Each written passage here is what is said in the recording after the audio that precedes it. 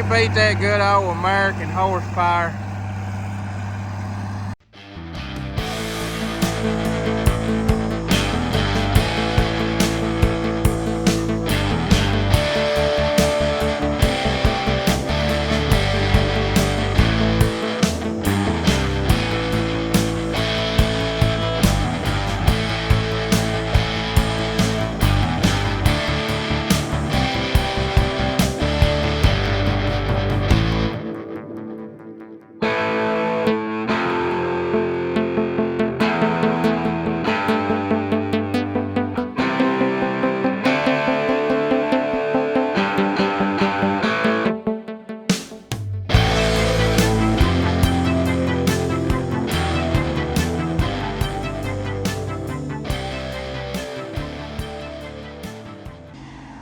Well, I'm over here on a job site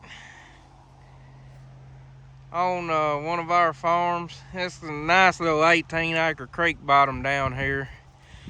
Had a blowout in the creek. It was like a land bridge across here. There was a hole in it, but there was dirt still across it. Sometimes I think it's just the freaking roots from them trees that cause it. But I got this dug out. I just kind of followed the natural way the ditch just naturally ran.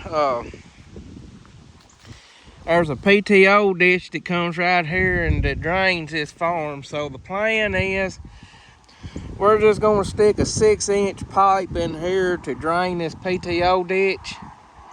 And we're going to cover this up, pack this back down in, and track this bank back in.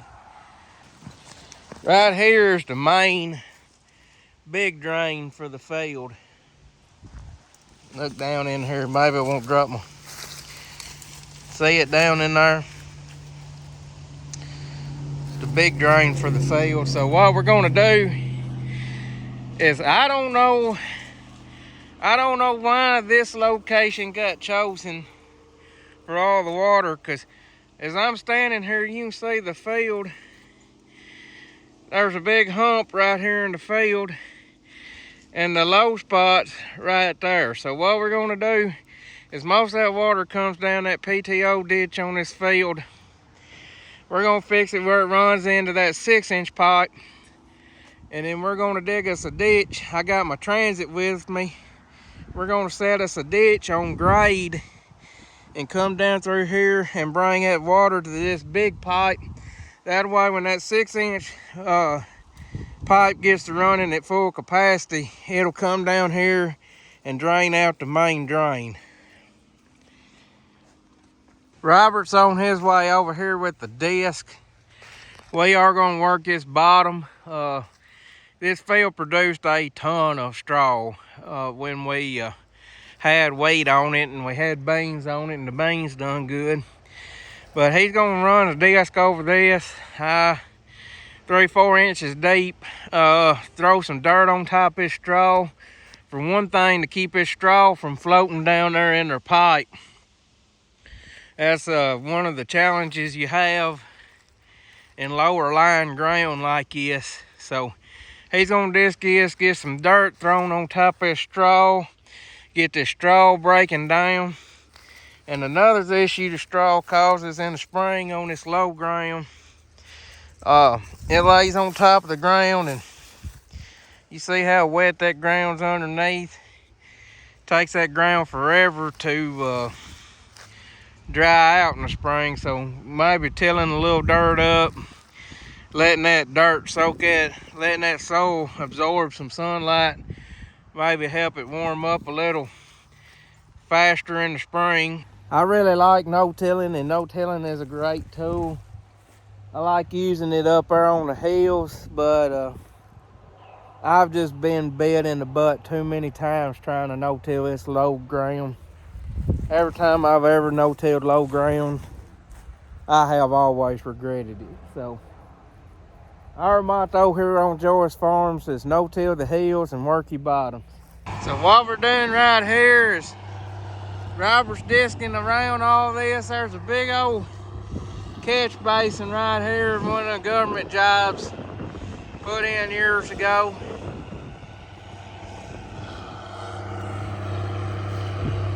He's disking around this. We fixing to light all that crap on fire.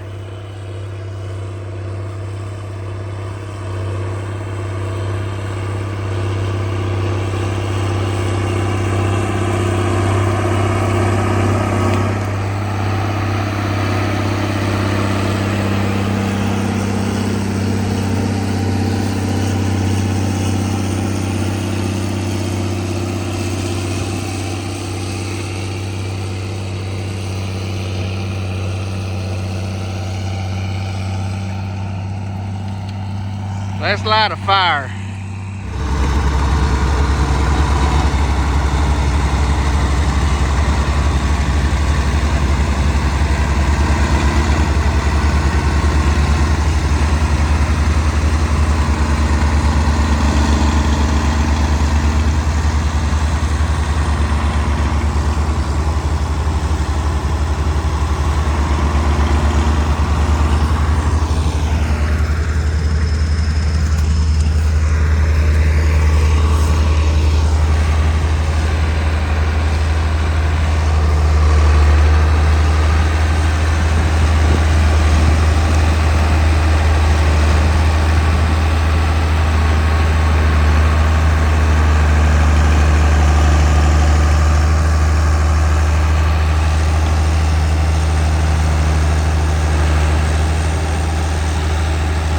Robert's getting some stuff shaped up for me.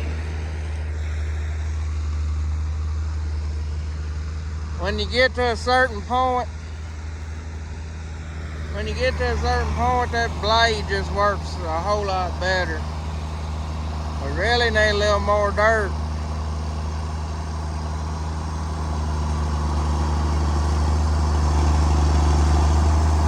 He's about got it to the point that I can take that track hoe and shape it up, track it in. I've been filling it in and tracking it in. Filling it in and tracking it in. Track hoe works pretty good to track it in because it weighs 30,000 pounds. That tractor are not a definite weight, probably the book says 16,000 pounds, but it's got a front dozer blade on it and fluid in the rear tire, so I don't know how much that old tractor weighs. I'd have to, if I was guessing, about 18,000 pounds. I've had it on my 20,000 pound gooseneck and it really didn't have no business being on there. The old gooseneck creaked and popped and moaned and carried on.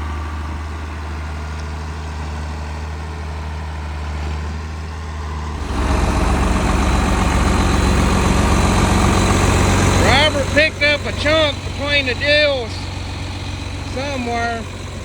Probably up there when he dished it behind them brush piles. That happens a little more often than you think. Alright, I'm gonna pull the track hoe over here and we'll get her pulled out.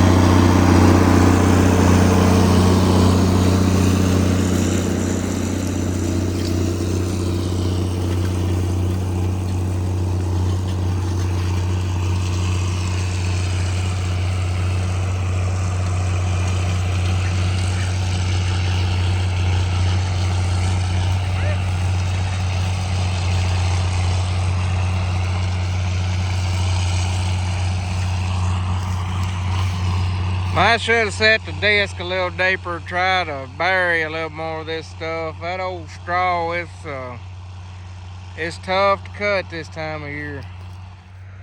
Most time these old bottoms, which I mean this ain't no river bottom, but it's creek bottom, but still you have trouble getting them to dry up in the spring. And especially as much wheat straw as we had down on the ground makes a mess. Plus also stuff like that, you kind of leveling up a little bit.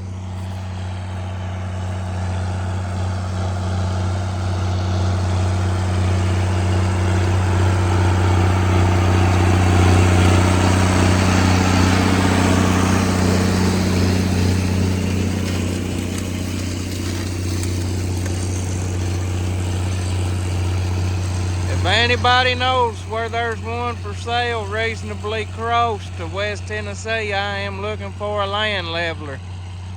I want a land leveler so bad I can't stand it. Thought I had a lead on one and they didn't want to sell it. So I'm still looking for a land leveler. What we need to do is which this will be corn next year. No, I don't know. I might have full season beans penciled in on it. I'll have to look at my notes.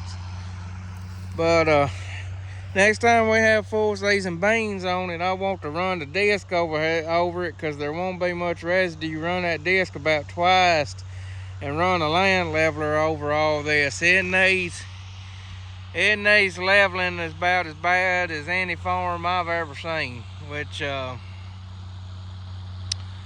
we have figured out where to run the PTO ditches to make it drain, but it needs leveling worse than any farm I've ever seen. I don't know if we'll bring the ditcher back over here and freshen up the ditches, or if we'll just let it lay.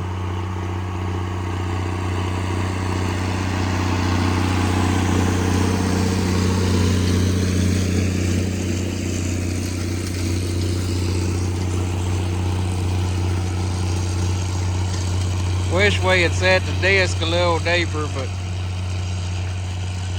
that's alright. We'll make this work. I got a feeling in the spring when we come back with the Phoenix hair across it, it'll be a real nice seed bed. Get all this wheat straw to breaking down.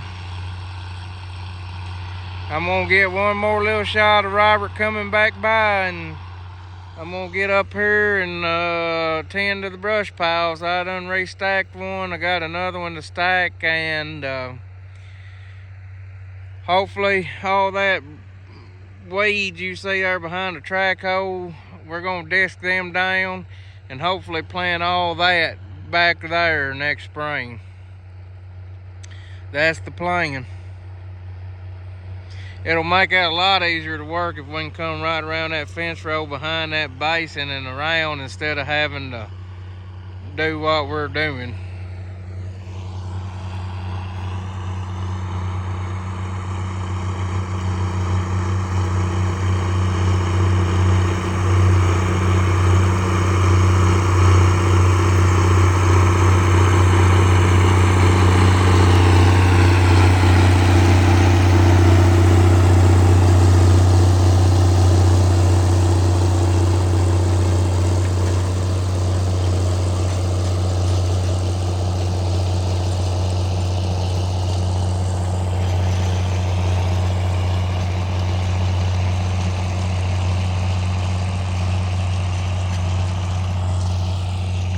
We'll go over here and get the mandatory down low shot.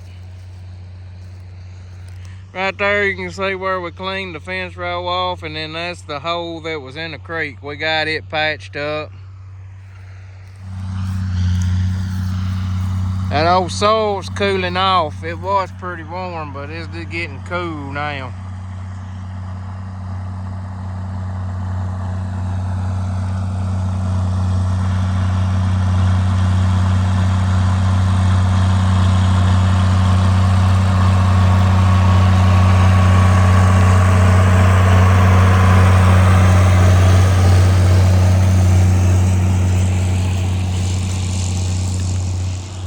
Today is November 15th for reference.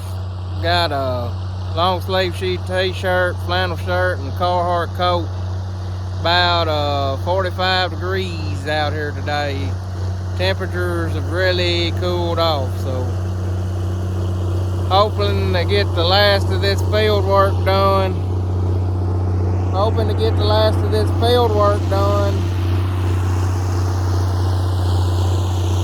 Before the weather turns crappy.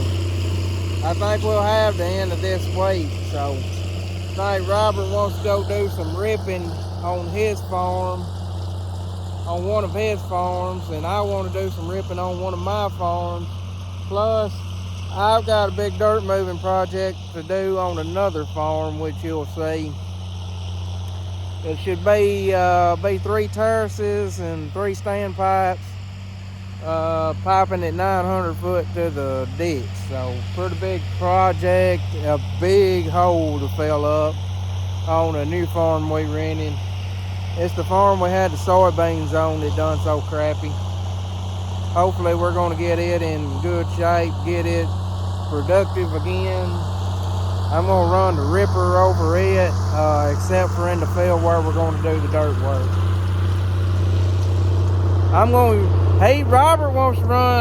Robert's going to run the V ripper, and I'm going to run the no-till ripper. I shouldn't call it a no-till ripper because there's no such thing as a no-till ripper. But Robert's going to run the V ripper, and I'm going to run the low disturbance ripper, and we will compare notes and see what we have next fall as far as which one is more productive. I would like to run the V ripper, but you have to do some tillage in the spring behind the V ripper normally, and sometimes it can get pretty muddy behind the V ripper. But you really get some fracturing and loosening of the soil. Some of the best corn I've ever grown has been behind a V ripper. So we ripped some ground last year. I could tell right to the line with my drone where the ripper ran and where it didn't. Couldn't see it as much in the yield, but it's enough visual difference that, you know, on a good year, I believe there would have been a lot more exaggerated difference on the yield. I'm a big believer in no-till, but I'm also a big believer in alleviating compaction. When you start no-till, you need to make sure you have no compaction, because I don't care what they say, if you got compaction, it's going to take a long time for some roots or some crop to break it up. Let me tell you, while we're walking to the truck, let me tell you a story of some of the best corn I ever grew. One year I grew a group 2.6 maturity soybeans, which is super early for West Tennessee. And they actually did reasonably well. That was a bad bean year for us. It was 2015. Bad bean year for me. I can't speak for everybody else in West Tennessee. But those group 2.6 beans actually done as well as the later maturing beans. But I told you that to tell you this. We cut those group 2.6 beans like August the 27th or 28th. And it was dry as a bone. And when you're ripping, you want it dry, because the drier that ground is, the more it fractures. So I ripped that ground, and it just come up in like concrete cinder blocks. And took the disc, went over there and worked it down. Then I went over and ran the do-all twice. And I planted, I believe it was a mix of crimson clover, tillage radishes, and some wheat. And man, we got those tillage radishes planted right up there the 1st of September, and then we started getting some rains. And I got a picture of my little girl beside one of them. I'll show you how big those radishes got. Well, anyways, that next spring, that ground was so mellow. It was just, we had to run scratcher do all over it to just get it to air a little. And we planted corn on it, and oh my gosh, it was some of the best corn I have ever grown. First 200 bushel corn I ever grew. And man, that ground was so mellow, and it stayed that way for like 3 years before it finally firmed up. I'd like to repeat that again, but we got that old farm in pretty good shape. Doing that made a big difference on it. Got that ground in good shape, and it's grown really good crops ever since then. I mean, we grew like 93 bushel wheat on it and 45 bushel wheat beans on it this year, which, you know, my my landlord, she's on a third, and she sold 93 bushel wheat at $10 a bushel. And then I contracted some beans for her at $15 a bushel. You want to talk about a hellacious rent check she got this year. Well, it's my mother-in-law. Pam ought to love me this year because I made her a lot of money. But that's my story about using tillage and cover crops together. That's something you don't hear much about.